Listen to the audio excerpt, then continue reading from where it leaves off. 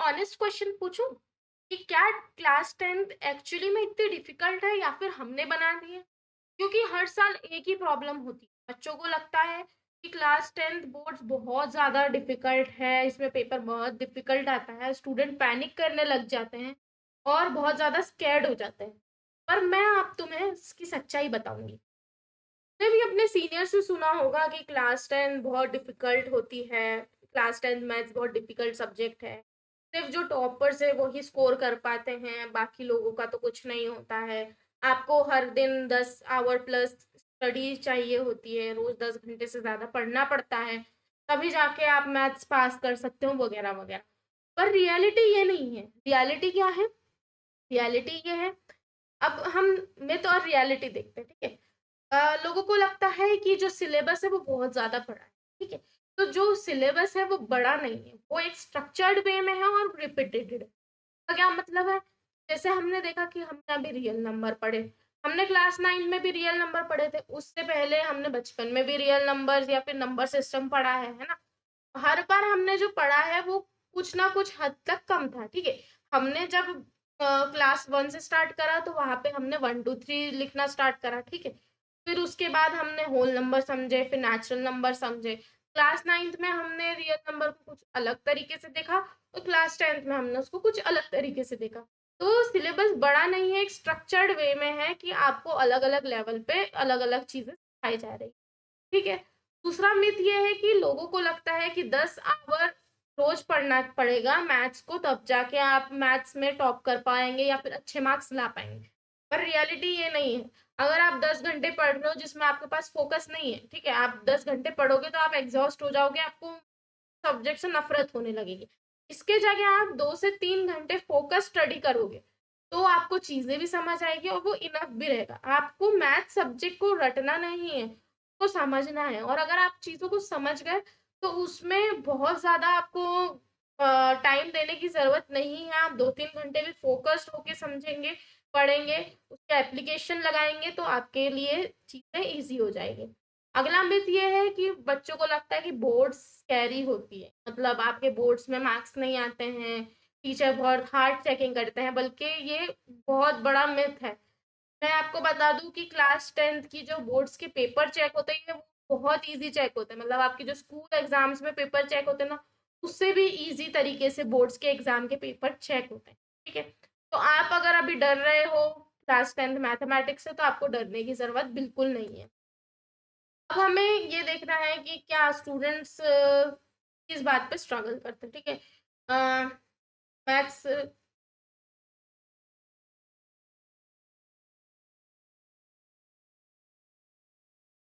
अब हम समझते हैं कि बच्चे फेल क्यों होते हैं, ठीक है।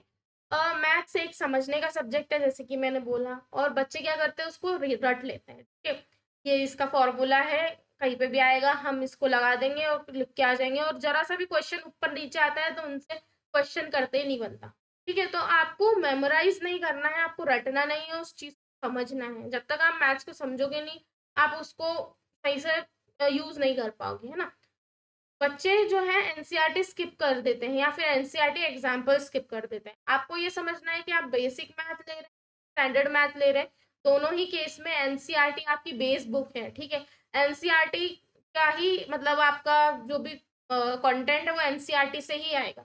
भले क्वेश्चन थोड़ा उल्टे तरीके से आए या फिर थोड़ा हाई लेवल या लो लेवल का है, पर हमेशा एनसीईआरटी में जो दिया है उसके बाहर नहीं आता है। तो आपको एनसीईआरटी की जो एग्जाम्पल्स हैं उनको अच्छी तरीके से प्रिपेयर करना है, ठीक है। एग्जाम्पल्स नहीं छोड़ना है। हम क्या सोचते हैं कि सिर्फ हम एनसीईआरटी की एक्सरसाइजेस कर लेते हैं, एग्जाम्पल तो क्या ही आते हैं, पर एग्जाम्पल भी आते हैं, तो आपको वो स्किप नहीं करना है। वो बच्चे जो करते हैं क्या करते हैं कि वो फॉर्मूला रिवाइज नहीं करते, ठीक है। अगर आपने फॉर्मूला एक बार पढ़ लिया उसके बाद आप डायरेक्टली एग्जाम देने चले गए तो आपको याद नहीं रहेगा, आपकी मेमोरी इतनी शार्प नहीं है कि आपको हर चीज याद रहे। तो आपको फॉर्मूलाज को रिवाइज करना है। आप जितनी ज्यादा बार लिखोगे उतनी ज्यादा बार आपके माइंड में वो चीजें बैठेंगी और आप उसको अच्छे से कर पाएंगे, ठीक है। तो आपको रिवाइज भी करना है फॉर्मूलाज को, ओके। और सबसे इम्पोर्टेंट कि बच्चे पैनिक करते हैं, प्रैक्टिस नहीं करते, ठीक है। वो पैनिक करेंगे कि हमको मैथ्स नहीं आता, मैथ्स नहीं आता, मैथ्स नहीं आता, हमेशा हर किसी को यही बोलते रहेंगे। अब ऐसे पैनिक करने से तो कुछ नहीं होगा। कोई भी चीज आप जब तक प्रैक्टिस नहीं करोगे तब तक आप उसमें परफेक्ट कैसे बनोगे। तो आपको मैथ्स में पैनिक करने की जगह प्रैक्टिस करने की जरूरत है, ठीक है। आप पैनिक करने की जगह उस समय क्वेश्चन सॉल्व कर लो, ठीक है। आपको एक बार नहीं आएगा, दो बार नहीं आएगा, तीसरी बार तो आ जाएगा, ठीक है। तो इसलिए पैनिक नहीं करना है, हमको प्रैक्टिस करना है। मैथ सब्जेक्ट टफ नहीं है, उसमें आपके अगर आपने रॉन्ग स्ट्रैटेजी यूज करी है तो वो आपको टफ लगे, ठीक है। आपने चीजों को नहीं समझा है, रॉन्ग स्ट्रैटेजी यूज करी है तो वो आपको टफ बिल्कुल लगे, ठीक है। स्ट्रैटेजी क्या हो सकती है, देखो सबसे पहले तो 2026 का जो एग्जाम पैटर्न है वो ये है कि इसमें 50% कॉम्पिटेंसी बेस्ड क्वेश्चंस आएंगे, ठीक है, जो कि डायरेक्ट क्वेश्चंस नहीं होंगे, जो आपके डायरेक्ट फॉर्मूले से क्वेश्चंस नहीं लगेंगे, ठीक है। Application based hot questions, case studies, इन सब के रिलेटेड आपको क्वेश्चंस आने वाले हैं, ठीक है। तो आप जब तक मैथ्स को समझोगे नहीं, आप इन चीजों को कर नहीं सकते ना। तो आपको वो अपना फोकस कहाँ पे रखना है कि हमें चीजों को समझना है, मेमोराइज नहीं करना है, ठीक है। और एनसीईआरटी जैसे कि मैंने बोला बेस है हर चीज के लिए। आपने एनसीईआरटी अगर नहीं करी, आप सीधा आईडी शर्मा सॉल्व कर रहे हो या और कोई रेफरेंस सॉल्व कर रहे हो, आपको कुछ भी नहीं आएगा। आपको सबसे पहले एनसीईआरटी सॉल्व करना है। आप कोई सा भी चैप्टर पढ़ रहे हैं, सबसे पहले एनसीईआरटी आपको पूरी कंप्लीट करनी है, उसके बाद आपको रेफरेंस पे जाना है, नहीं तो नहीं जाना है। और आपके एग्जाम से पहले आपकी एनसीईआरटी की पूरी बुक कंप्लीट होनी चाहिए, तब जाके आपके अच्छे मार्क्स आएंगे। मतलब अगर आपको टॉपर बनना है, 90+ मार्क्स लाने हैं, तो आपकी एनसीईआरटी तो एटलीस्ट कंप्लीट होनी चाहिए। This is the minimum criteria मैं बता, ठीक है। अब हम देखते हैं syllabus weightage wise. Weightage wise syllabus देखना क्यों जरूरी है, क्योंकि क्या होगा कि इनमें से ही पेपर बनेगा, इतने इतने मार्क्स का पेपर बनता है। अब जो ज्यादा स्कोरिंग चैप्टर्स हैं उन पर अगर हम ज्यादा ध्यान देंगे तो हमारे ज्यादा मार्क्स बनेंगे, है ना। तो अगर आपका गोल सिर्फ पास होना है तो आप कोई से 3 चैप्टर्स जो कि है वो कर लीजिए, पास हो जाएंगे। अगर आपका उससे ज्यादा का एम है कि आपको 60-70% लाने हैं तो उस हिसाब से उतने चैप्टर्स कर लीजिए। अगर आपको 90+ लाने हैं तो आपको सारे ही करने हैं ना। जो नंबर सिस्टम है वो 6 मार्क्स का आएगा। एल्जेब्रा में polynomials, linear equation, quadratic, AP, ये सब मिला के 20 मार्क्स का आता है। ट्रिग्नोमेट्री 12 मार्क्स का आता है। कोऑर्डिनेट ज्योमेट्री 6 मार्क का आता है। के अलावा ज्योमेट्री जो हुआ ट्राइंगल, सर्कल, कंस्ट्रक्शंस, ये सब मिला के 15 मार्क्स का आता है। मेंसुरेशन 10 मार्क्स का आता है। स्टैटिस्टिक्स एंड प्रोबेबिलिटी 11 मार्क्स का आता है। अब इसमें से आप देखो कि जो एल्जेब्रा है ये वाला, ठीक है, ये एल्जेब्रा जो है ये आ रहा है 20 मार्क्स का, ठीक है। ज्योमेट्री जो है, जो कि ट्राइंगल, सर्कल, कंस्ट्रक्शन है, ये आ रहा है 15 मार्क्स का। और इसके अलावा जो सबसे ज्यादा मार्क्स का दिख रहा है वो है ट्रिग्नोमेट्री, जो कि 12 मार्क्स का है। तो मतलब 20 + 15 + 12, ठीक है, जो कि हो जाएगा 47 मार्क्स, है ना। 15, 20 और ये 12, 47 मार्क्स का। और आपका पेपर कितने का है, 80 का। मतलब अगर चैप्टर कर लिए तो आपके 47 आ सकते हैं 80 में। वैसे भी पूरे तो आते नहीं है ना।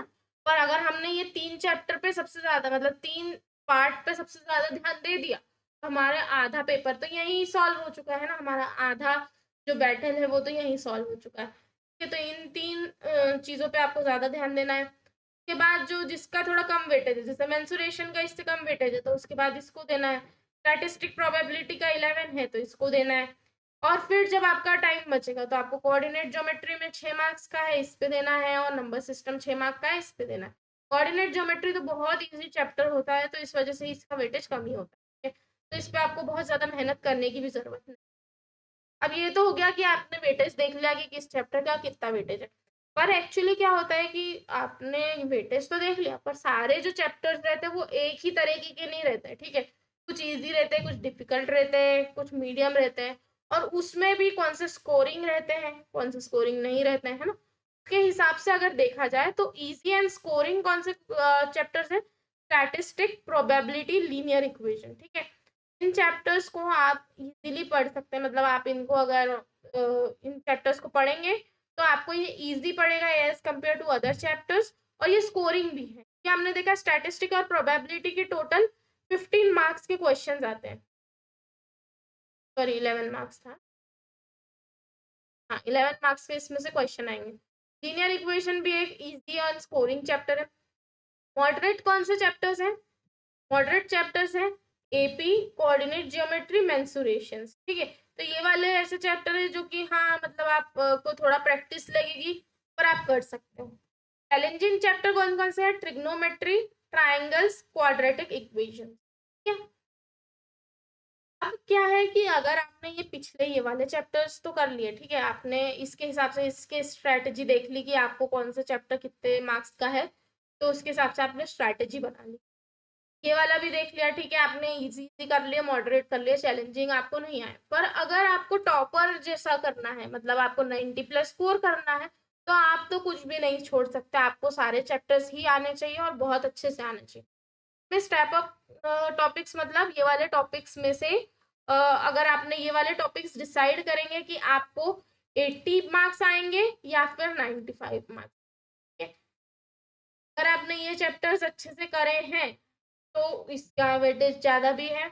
और ये सब जो ये सारे चैप्टर्स जो है बच्चे छोड़ देते हैं, तो अगर आपने ये चैप्टर्स छोड़ दिए हैं तो आपको 80 के मार्क्स आएंगे, 80% बोल रही हूँ मैं, और यहाँ पे 95%, क्योंकि आपका पेपर तो 80 मार्क्स का है, नहीं तो फिर आप बोलोगे मैम आपने तो बोला था कि 80 में से 80 आ जाएंगे।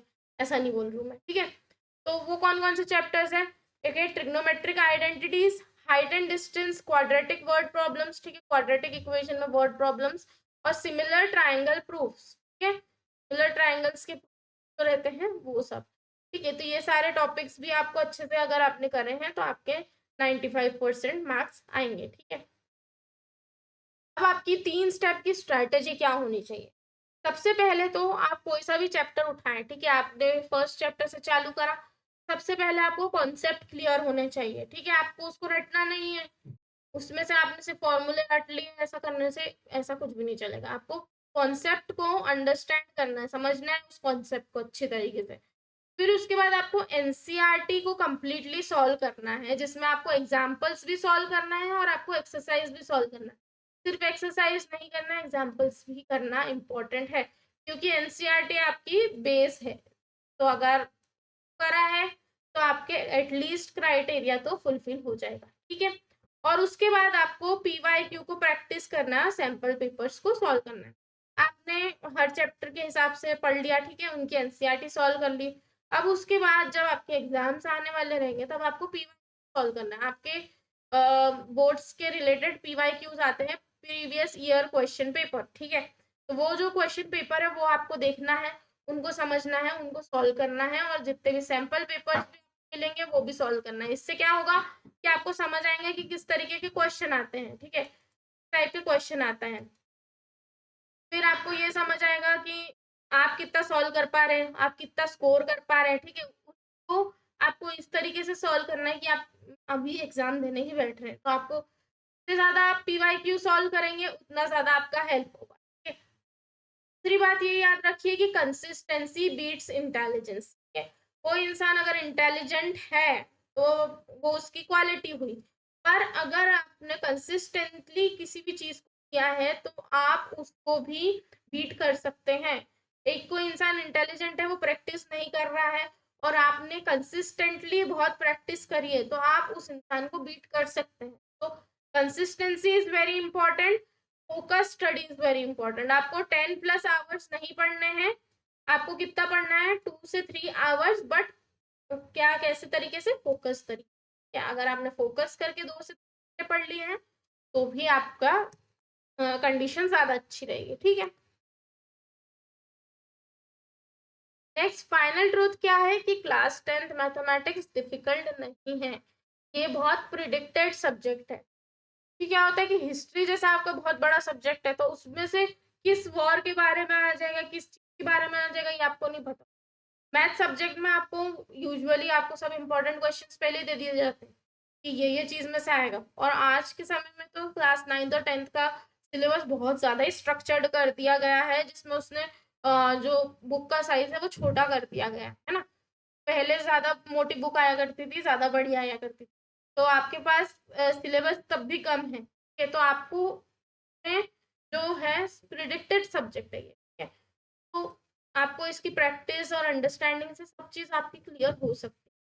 और अगर आपने राइट स्ट्रेटेजी यूज करी है तो आप 90% आराम से ला सकते, कोई बड़ी बात नहीं है, 90+ मार्क्स आराम से आते मैथ्स में। कोई इसमें अगर आपने स्टेप्स सही लिखी है ना, तो आपका मार्क्स कोई नहीं काट सकता, दुनिया में कोई भी हो। इंग्लिश लैंग्वेज हो गई, हिंदी लैंग्वेज हो गई, इसमें आप कितना भी अच्छा लिख लो, आपको कभी भी फुल मार्क्स नहीं मिलते हैं, है ना। पर अगर आपने मैथ्स में सही अप्रोच यूज करी, हर स्टेप सही तरीके से लिखी है, तो आपके मार्क्स कोई काट ही नहीं सकता, उनको आपको 100% मार्क्स देने ही पड़ते हैं, ठीक है। तो मैथ्स एक हार्ड नहीं है, उसको हमने सिर्फ समझा नहीं है, अगर हमने उसको समझा नहीं है तो वो हमें हार्ड लगेंगे, और अगर हमने उसको समझ लिया तो वो हमको हार्ड नहीं, ठीक है। तो अगर आपको वीडियो अच्छा लगा है तो सब्सक्राइब टू माय चैनल और अपने दोस्तों के साथ शेयर कीजिए, ताकि उनका भी जो मैथ्स का फियर है वो कम हो, और वो भी मैथ्स को अच्छी तरीके से समझे। आज कहना था, जो विद्यार्थी सिर्फ पढ़ते हैं वो आगे बढ़ते हैं, और जो विद्यार्थी रणनीति के साथ पढ़ते हैं वो सर्वश्रेष्ठ परिणाम प्राप्त करते हैं। मैं मिलती हूँ आपको अगली वीडियो में, तब तक के बाय बाय।